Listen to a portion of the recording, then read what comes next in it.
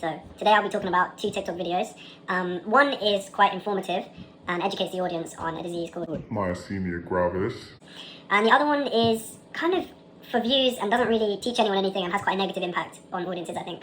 So I thought it was quite a good opportunity to contrast the different uses of TikTok, trying to understand the nuance in TikTok. It's not just good or just bad.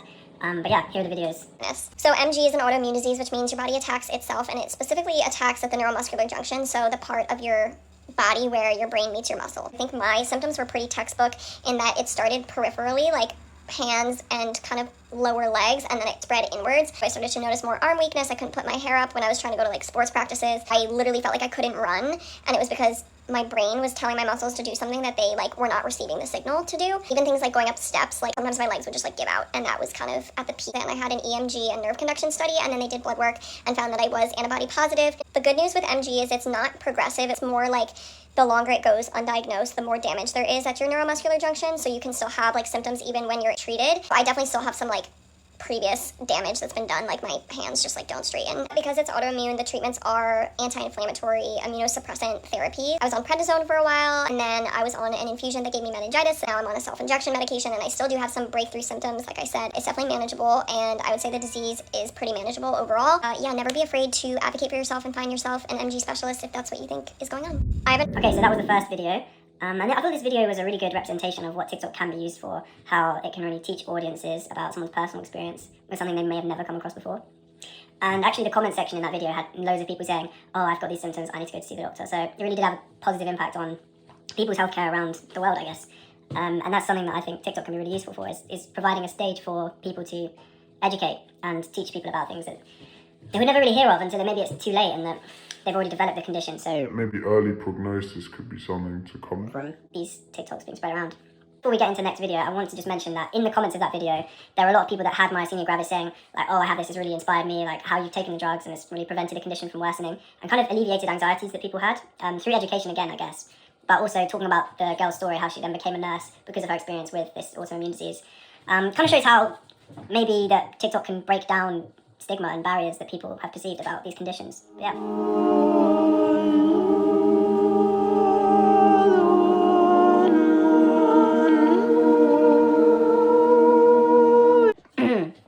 Okay, so video 2 is quite different. It's a short form content video and has an eerie audio in the background. And it kind of just doesn't really teach the audience anything. It's more, actually scares them if anything, because in the comments there are a lot of people saying, I have these symptoms, should I go get it checked out? I'm really scared.